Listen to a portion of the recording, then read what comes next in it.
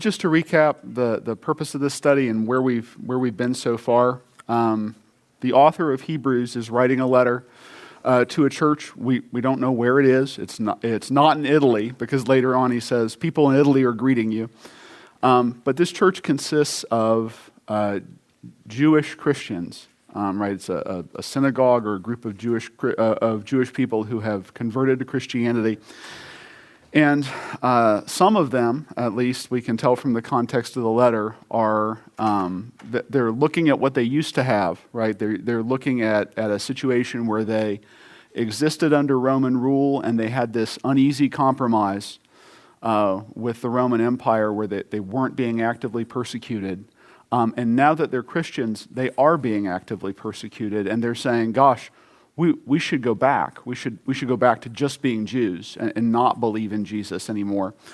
And the author of Hebrews has a very simple message for them. He says, Jesus is better, right? In the past, and this is in the first verse, in the past, God spoke to us through a bunch of different ways, through his prophets, through signs, through symbols, through the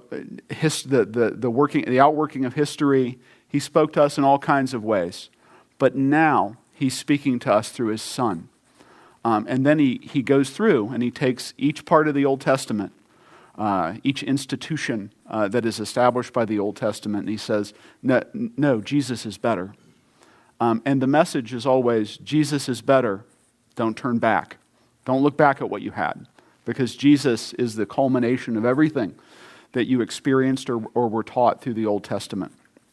And his hope and desire is to encourage them not to retreat from Christianity, not to retreat from Christ in light of what they once had. Last week, we set the stage a little bit, and then we got into his first argument, which is Jesus is better than the angels. And we talked a lot about kind of what that meant to that group of people at that time. We explored a little bit of what scholars would call angelology and talked about kind of the way that the argument is structured here. But the basic argument was, look, the angels are ministers, and they do good work according to the Old Testament. They delivered the law to Moses, but God pointed at Christ and said, "You are my son. Today I have begotten thee." And at the beginning of time, Jesus was there with him and was the instrument through which he created the universe, right? If we turn to John chapter 1, we would see that, right, it says, in the beginning was the Word, and the Word was with God, and the Word was God. So, and then it goes on to explain that Jesus was the Word. So it's kind of harking back to that and saying Jesus was there with him at the moment of creation, and he instructed the angels to worship Christ. So Christ is better. And then the conclusion is, don't turn back, right? Don't look back at what you had. So tonight we're going to get into two more panels or two more arguments about that the author of Hebrews is making about why Jesus is better than what the Jews had before. And there are going to be two of them. We're going to skip around a bit because there's a complicated passage in the middle that I will get to later. Somewhere in a couple weeks. But in these two little panels, what we're going to see is, one, Jesus is better than Moses, right? That's an argument that he's going to make. And second, Jesus is better than the priesthood. And the argument that Jesus is better than the priesthood is incredibly complex, but really rewarding if you understand it. So we're going to dwell on that one quite a bit. So with that, let's turn to chapter 3, verse 1. He says, "Wherefore, holy brethren, partakers of the heavenly calling." Oh, actually, Richard, can we go to chapter 2, verse 17 or 16? Thank you. Maybe we can. I don't know. For verily, he took not on him the nature of angels, but he took on him the seed of Abraham, right? Christ was not, he didn't take the form of an angel, he took the form of a man, of a person. "Wherefore in all things it behoved him to be made like unto his brethren, that he might be a merciful and faithful high priest in things pertaining to God, to make reconciliation for the sins of the people. For in that he himself hath suffered being tempted, he is able to succor them or relieve those that are tempted. So this is the first time the high priest concept gets mentioned in this letter, which is why I wanted to look at it very briefly. Right? He transitions and says, Christ was not an angel, he was a person. And the reason he was a person was so that he could be a high priest for us. And did you catch the argument there? He says, it's so that he could experience everything that we experienced and be afflicted like we are afflicted. If you have an advocate, somebody who's arguing on your behalf, I would say that usually you want an advocate who can sympathize with you, right? Somebody who's experienced what you're experiencing or knows what you experienced so that they can explain it correctly. When I look at this passage, I'll get to that in a moment. So let's go to chapter 3, verse 1. Wherefore, holy brethren, partakers of the heavenly calling, consider the apostle and high priest of our profession, Jesus Christ, who was faithful to him that appointed him, as also Moses was faithful in all his house. So, when you invoke the name of Moses to a Jewish person from this period, understand that basically everything about their religion had kind of fallen apart, right? Yeah, they loved David. They look back on David with fondness.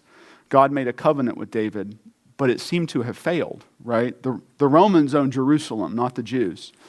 The line of David is no longer kings in Jerusalem. And so they're like, what covenant can we look back on? And the covenant that they can look back on that came before David and seems to still be in effect is the covenant that Moses made with God. So to a Jew of this time, looking back on Moses was kind of a super Jew almost. Like he was the person that you would look at and say, that's who I want to be like. Moses typified every virtue that you could think of as a Jewish person. So to invoke his name is to say, like, think of the best person you can be, and that's him. So he says, Moses was faithful in all his house. For this man being Jesus, was counted worthy of more glory than Moses, inasmuch as he who hath builded the house hath more honor than the house. And house here has two meanings, right? As it does in a lot of places, right? A house it's a building where you live, where people live, right?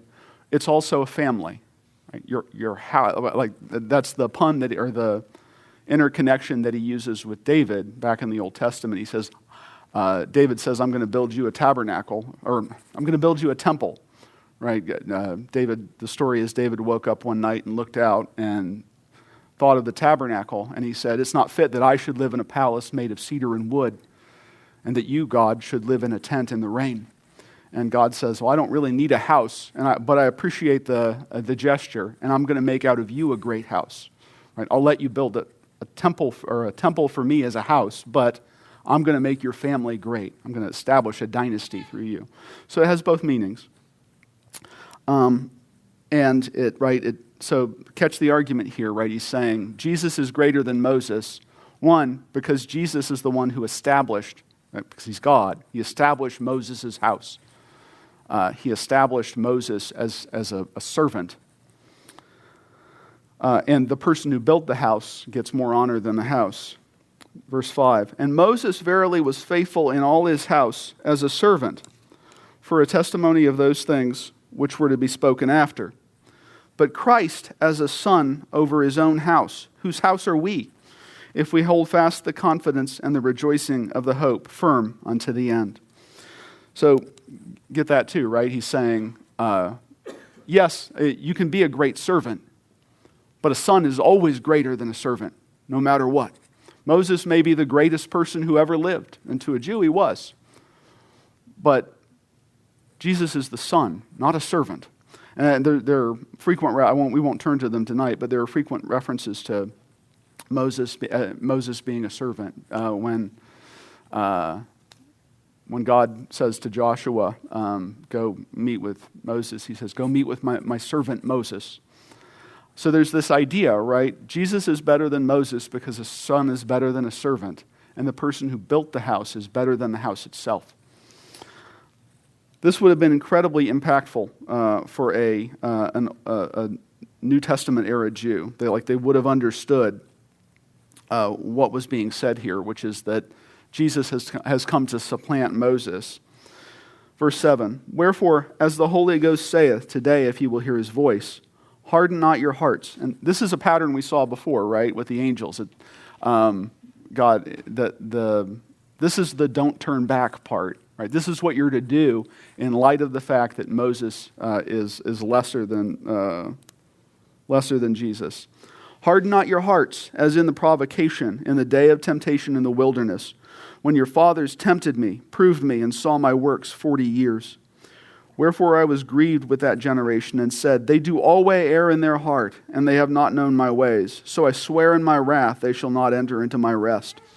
So this is the passage in the Old Testament where the Jews are, it's in Numbers, the Jews are about to enter into the promised land, right? They're not Jews then, they're the children of Israel, but they're about to enter into the promised land. And they send scouts, right?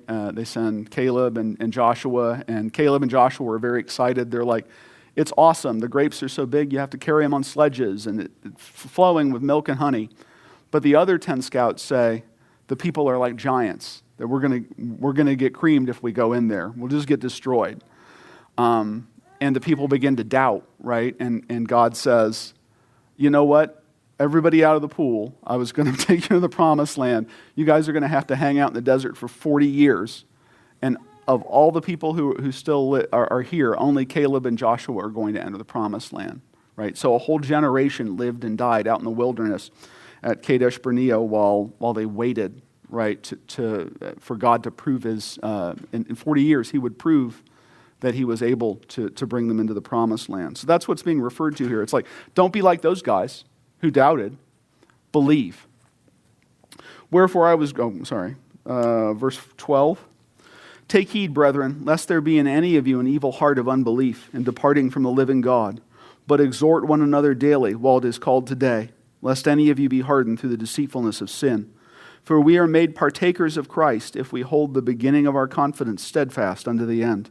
Well, it is said, today, if you will hear his voice, harden not your hearts, as in the provocation." The provocation is apparently what they called that event out in the wilderness. "For some, when they had heard, did provoke, howbeit not all that came out of Egypt by Moses. But with whom was he grieved 40 years? Was it not with them that had sinned, whose carcasses fell in the wilderness? And to whom sware he that they should not enter into his rest, but to them that believed not? So we see that they could not enter in because of unbelief." So, right, he's again saying, look, Jesus is greater than Moses. Don't look back. Don't be like the children of Israel in the wilderness, who, right at the cusp of entering the promised land, said, I don't know if we believe you, God. And God said, well, that's fine. You don't have to. You can hang out here. And the people who did believe me will enter in. All right. So that's the part with Moses. Anybody have any questions or thoughts about that? It's not very complicated, or at least it's not as complicated as what we're about to dive into, but this is a natural break point. Any thoughts or questions? Okay. So let's go to verse 4:14, which says, and again, this is just a reference to the high priesthood of Christ. It says, "Seeing then that we have a great high priest that is passed into the heavens, Jesus, the Son of God, let us hold fast our profession. For we have not an high priest which cannot be touched with the feeling of our infirmities, but was in all points tempted like as we are, yet without sin. Let us therefore come boldly unto the throne of grace, that we may obtain mercy and find grace to help in time of need. For every high priest taken from among men is ordained for men in things pertaining to God, that he may offer both gifts and sacrifices for sins." Right? That's the purpose of the priesthood in ancient Israel, was it's the job of the priest to stand between the people and God and speak on behalf of the people by offering sacrifices, by offering prayers. But he's the one who initiates the sacrifices that result, the sin offerings, the thank offerings, all the various offerings that are spelled out in the book of Leviticus. he's the one who can offer them. You go to the priest with your animal, he butchers it, they follow the ritual, and that results in your sins being forgiven. That's the way the Old Testament system worked. Let's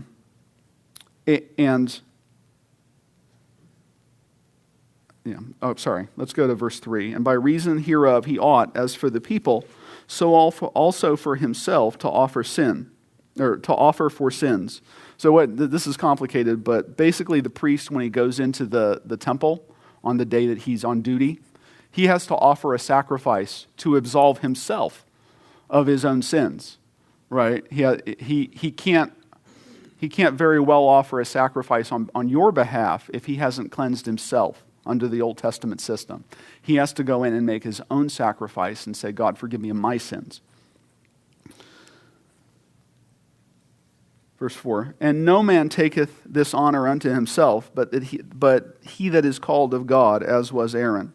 So nobody's a priest.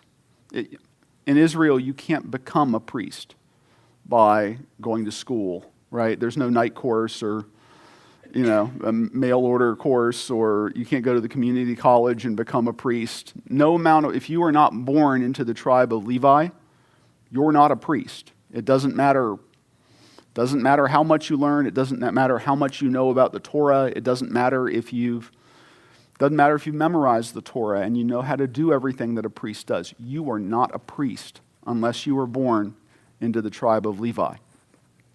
That's what he means here. And no man taketh this honor unto himself, but he that is called of God, as was Aaron. So also Christ glorified not himself to be made an high priest, but he that said unto him, Thou art my son, today I have begotten thee. Remember Psalm 2. We read it last week. It's God speaking to the king of Israel, but also at the same time to Christ and saying, You are my son, I have begotten you.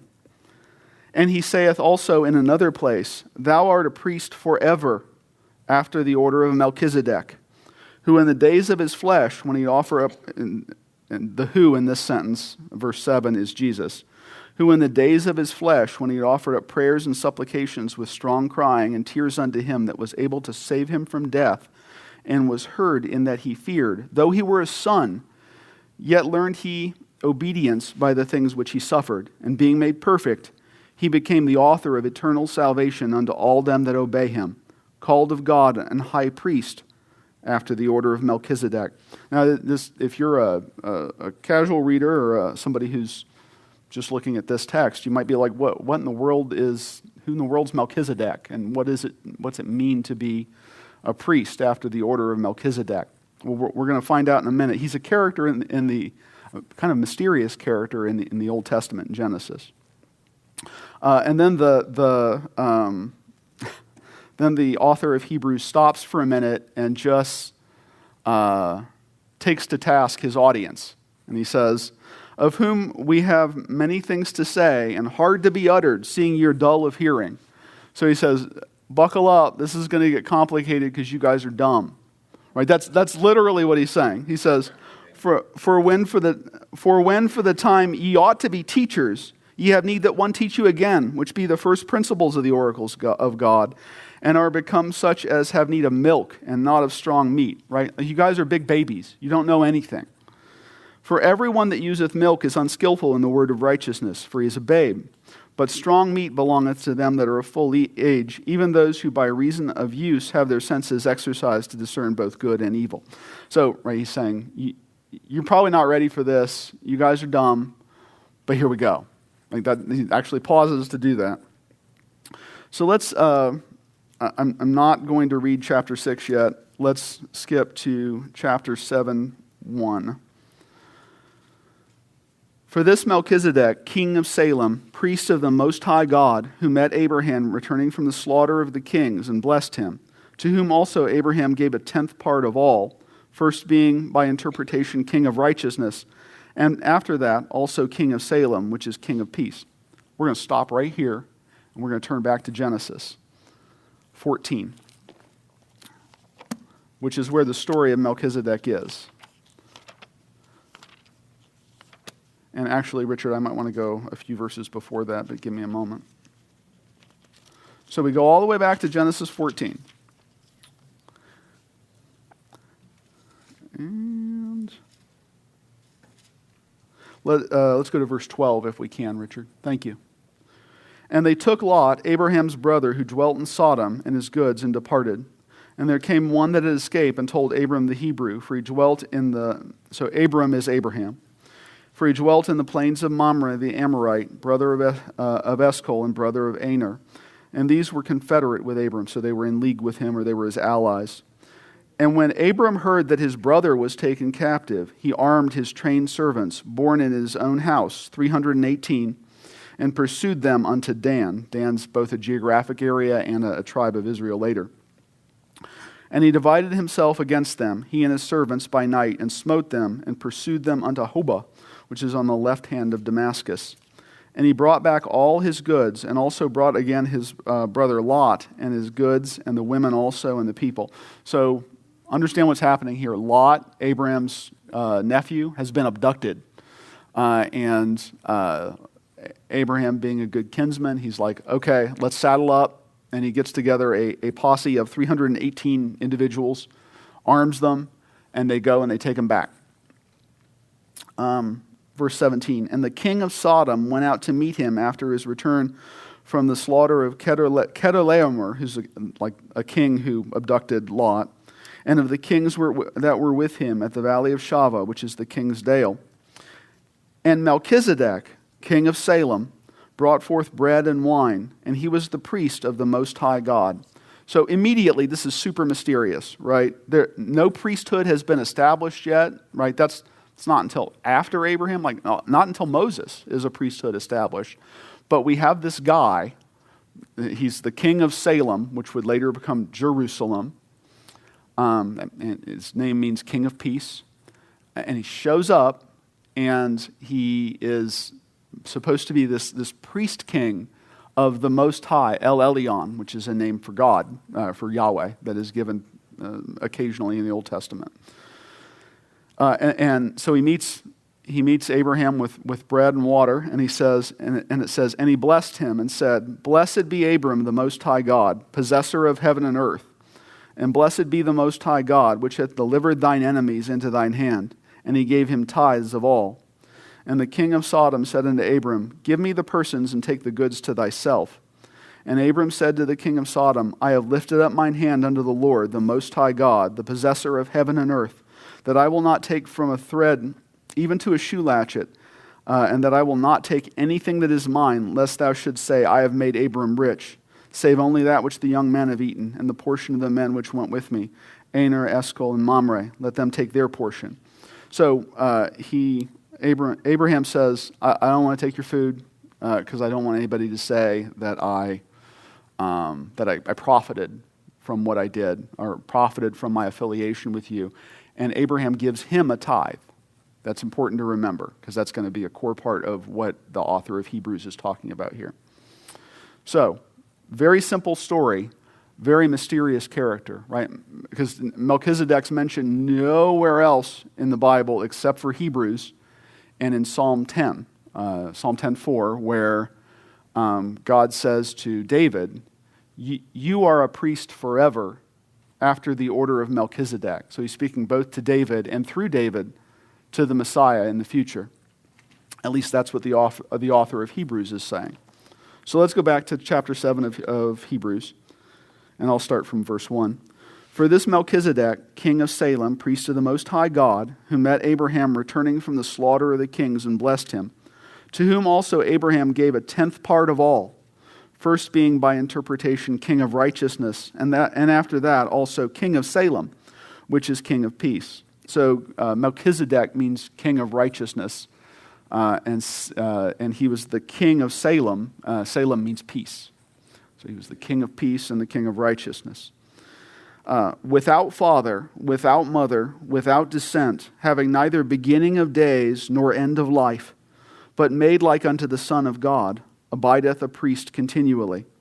Now consider how great this man was, unto whom even the patriarch Abraham gave the 10th of the spoils, And verily, they that are of the sons of Levi, who receive the office of the priesthood, have a commandment to take tithes of the people, according to the law, that is, of their brethren, though they come out of the loins of Abraham. For he whose descent is not counted from them received tithes of Abraham, and blessed him that had the promise. And without all contradiction, the less is blessed of the better. Right? So you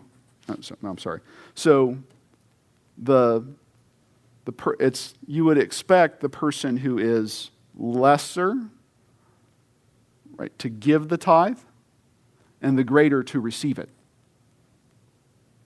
Do you see what I'm saying? Or do you see what he's saying here? He's saying, so Melchizedek is greater than Abraham. The Levitical line of priests comes from Abraham. So the order of Melchizedek is better than the one that was established through Aaron and Levi. So that's important. And here men that die receive tithes, but there he receiveth them, of whom it is witnessed that he liveth. And as I may so say, Levi also, who receiveth tithes, paid tithes in Abraham, for he was yet in the loins of his father when Melchizedek met him. So let's go back. That's all complicated. This is one of my favorite passages in the New Testament because of the way the author is using the Old Testament account. It's super compelling, right? Catch what he says here. He says first of all, he gives Melchizedek's bona fides, right? He says he was the king of righteousness. He's the king of Salem. He's the priest of the Most High God. And then he says in verse 3, without father, without mother, without descent, having neither beginning of days nor end of life, but made like unto the Son of God, abideth a priest continually. Now, is he saying here that Melchizedek didn't have a father or mother, didn't have any issue, didn't have any descent, and that he's alive forever? No, that is not what he's saying.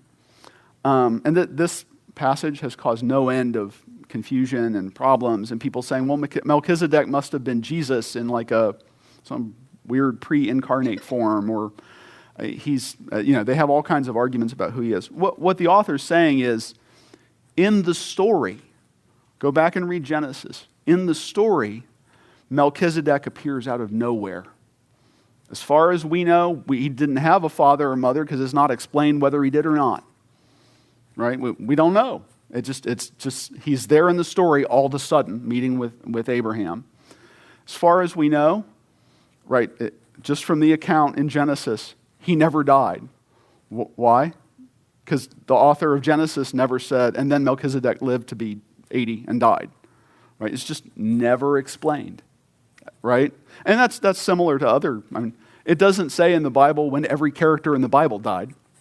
But, right, so we have this character who appears on the scene.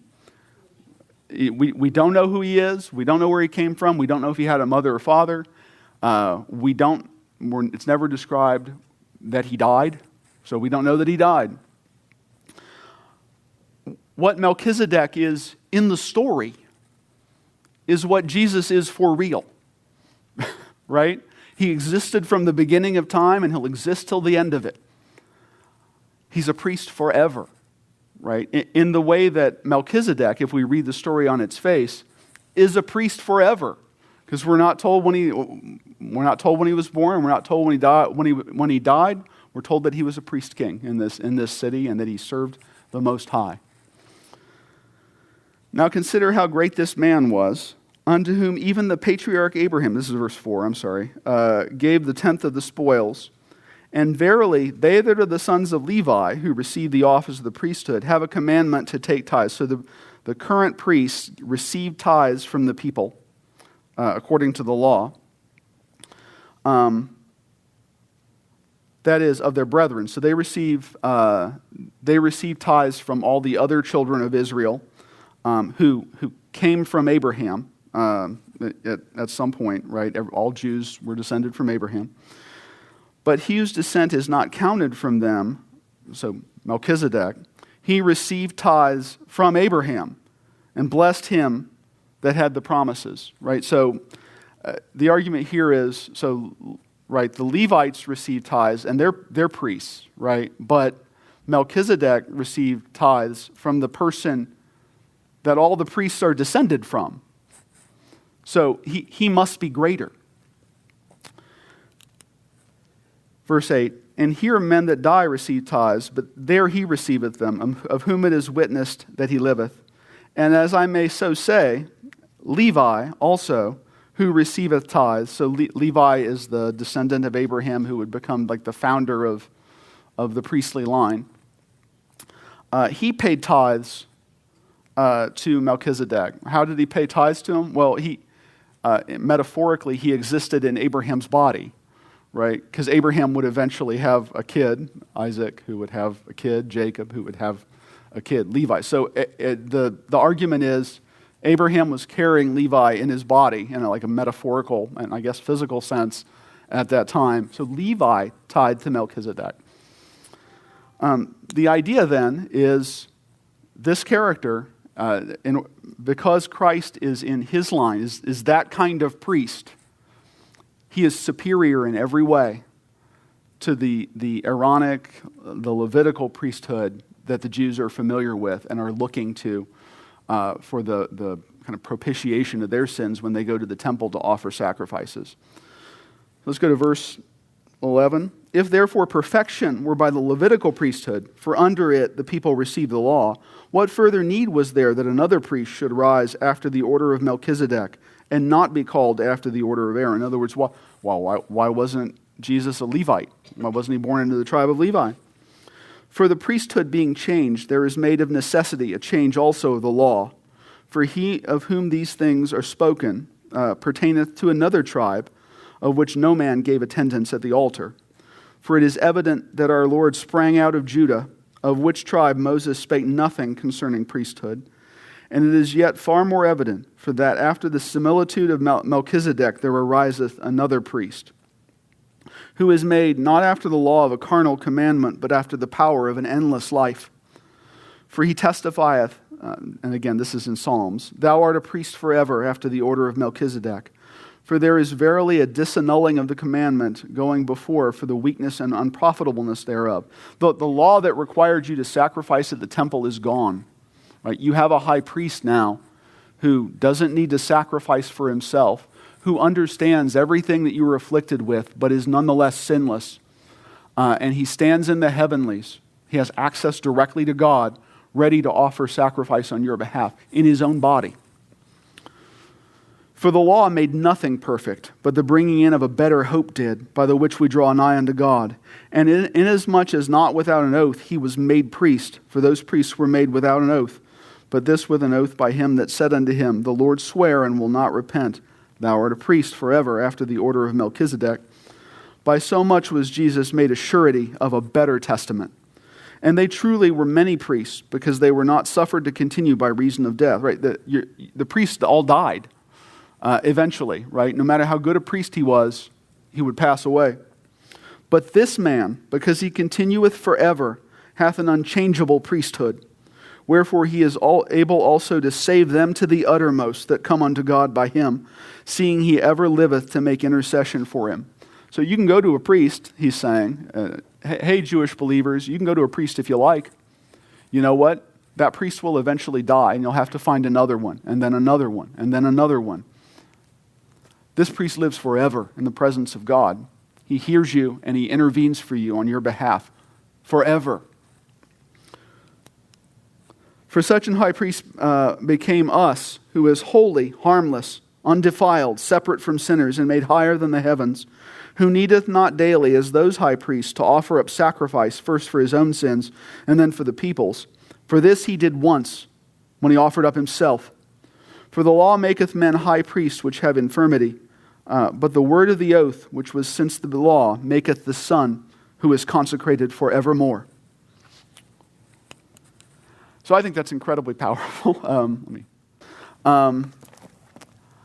I think this is really the core of Hebrews in many ways, right? It's the author of Hebrews looking back at the Old Testament and saying, how can I convince you, Jewish believers, that Jesus Christ was the Son of God and better better, better, better than what you had before.